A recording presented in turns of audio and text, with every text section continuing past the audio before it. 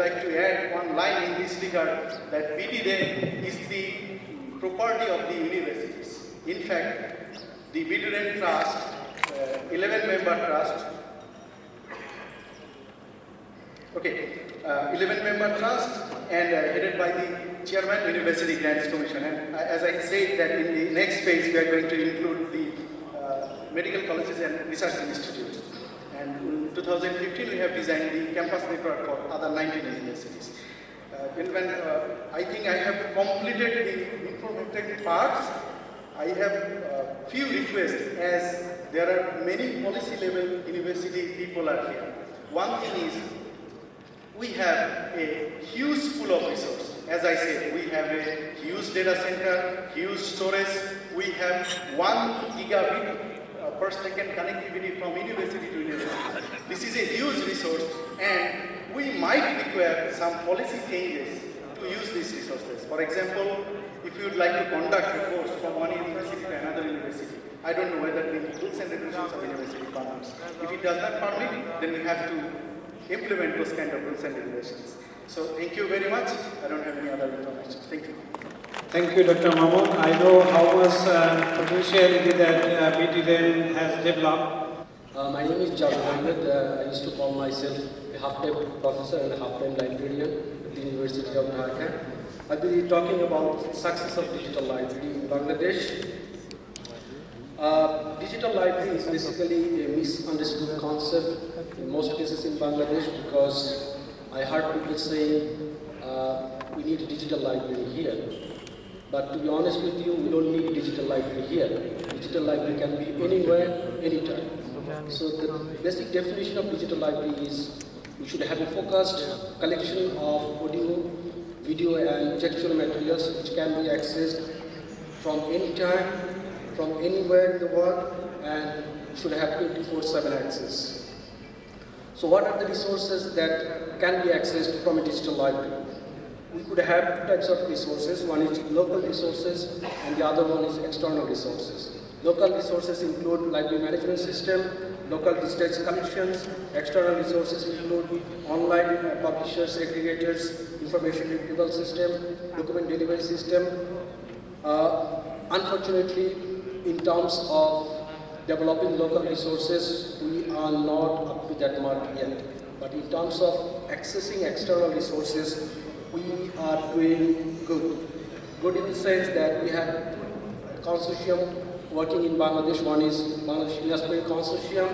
Inasped Consortium has been working since 2006, and the other consortium is UGC Digital Library, and UGC Digital Library has been working in Bangladesh since 2012.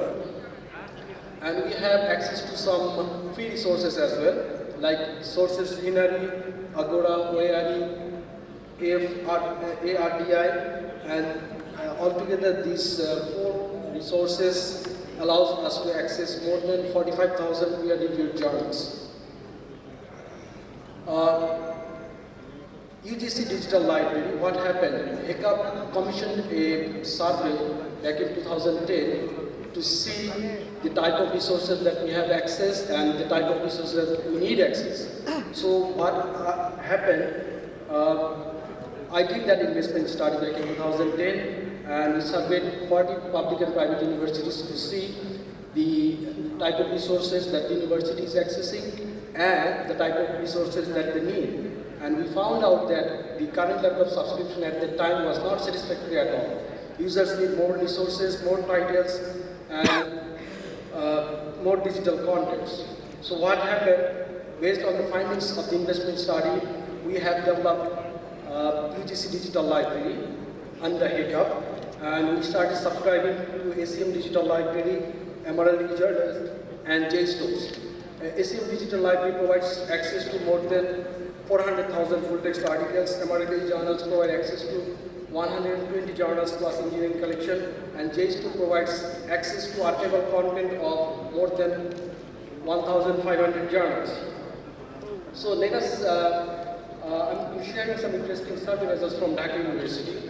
What we found out, we asked students, about 350 students, what type of resources they access in the university library. The result that came out, almost half of the students, they mentioned that they read newspapers in the library. And mainly, in terms of textbooks, about 48% students said they read textbooks. And journals and magazines are rarely used in the university library, especially in terms of students' need. And another thing is, we asked whether the students are satisfied with the current level of resources.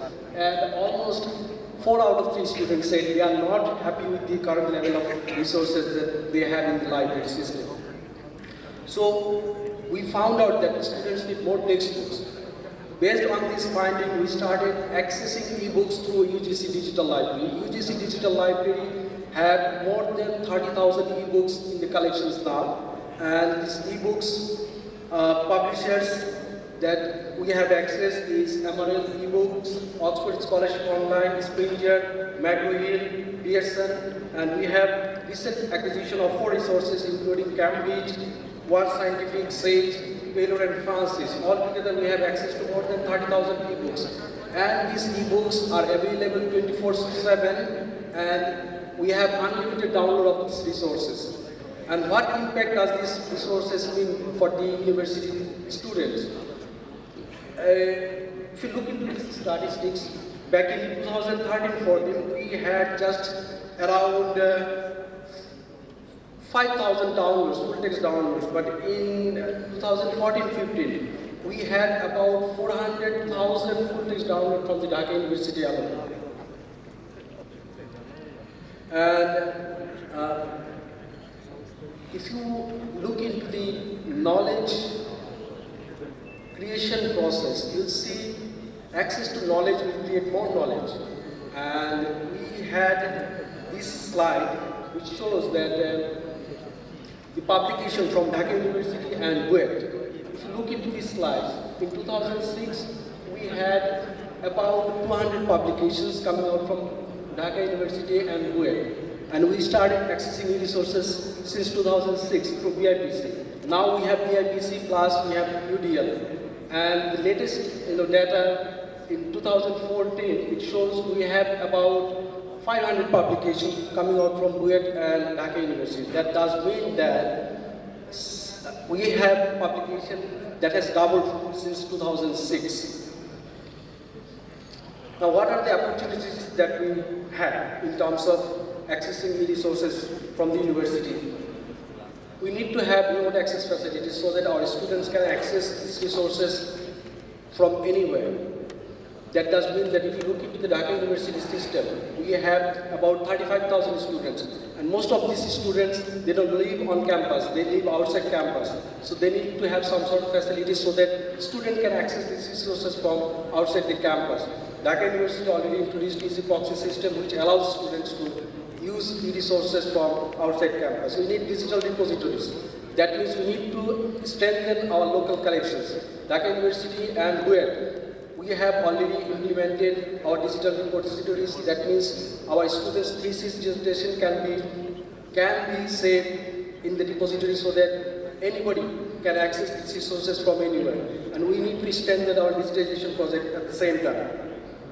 Now what are the challenges? If you look into this slide, the slide shows our usage pattern and it also shows the number of downloads that we have and the number of downloads. That means students need those resources, faculty members do need those resources, but since we don't have access to these resources, they cannot download the full text content. So we need to have more resources. And in terms of sustainability plan for future, we need to make these things sustainable, and for sustainability plan, we need to have these things mandatory for all universities. In terms of UGC India, in fact, asked all the universities to have mandatory access to all the resources that they subscribe to, and we need to have some sort of cost sharing model, and we need to have some facilities which allows UGC to be able to make the payments centrally. And this is the future plan. We need to have a network digital library which will interconnect all the universities in Bangladesh.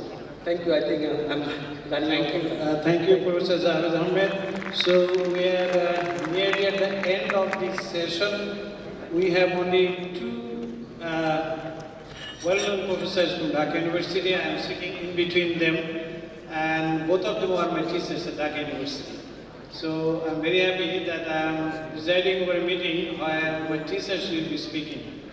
So the first speaker will be Professor Misbauddin Ahmed. He will speak on quality assurance mechanism. Professor Misbauddin Ahmed, please, sir. As usual, you have only 10 minutes, sir. Good afternoon, everybody, my respected chair and my colleagues. All of you are aware of the quality assurance system in universities. This is an addition to HEQEP project, that is HEQEP, Higher Education Quality Enhancement Project, has got a unit called Quality Assurance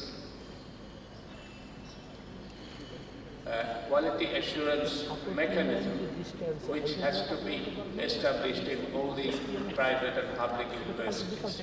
We are taking the responsibility of doing that under this HEQEP project, as usually, supported by the World Bank and the initiative of the Ministry of Education, and UGC is responsible for implementing it. You are very aware of the fact that as the number of tertiary level education, the number of students in the tertiary level has gone on to a very large number, we need to have quality. The quality has to be ensured, and if we don't have quality, our graduates will not be evaluated and they will not have the respectability or their useful use in all the spheres of society.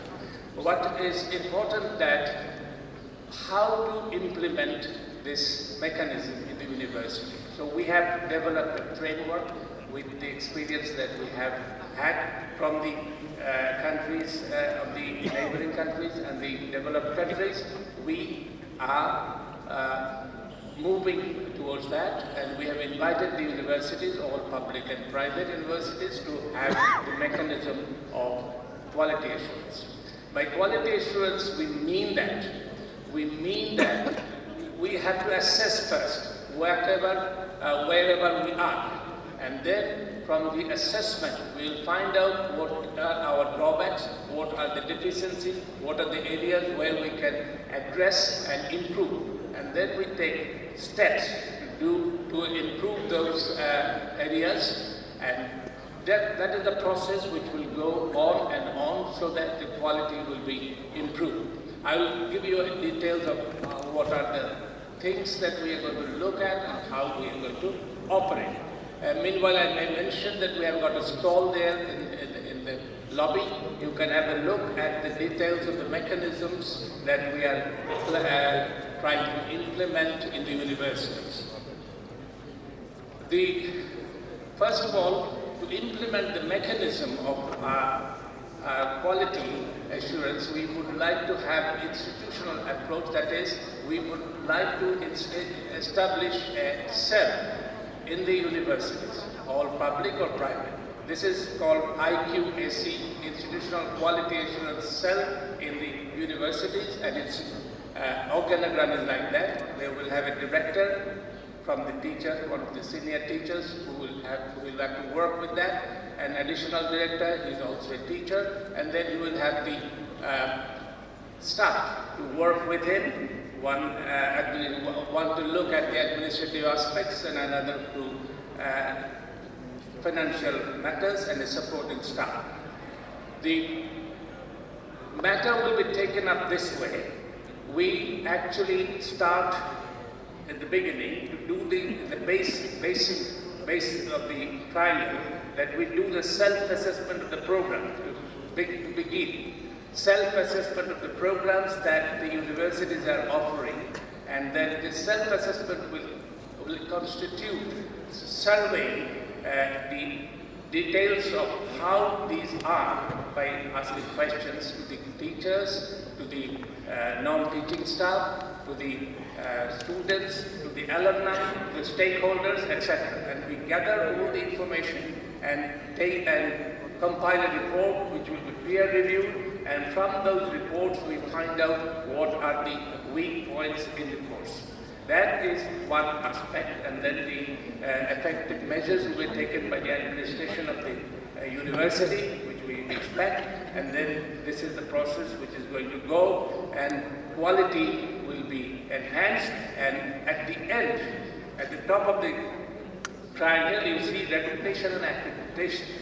There is something called accreditation. We are not very familiar with this term because we do not have any agency which is going to give accreditation to the courses in the universities of Bangladesh these days.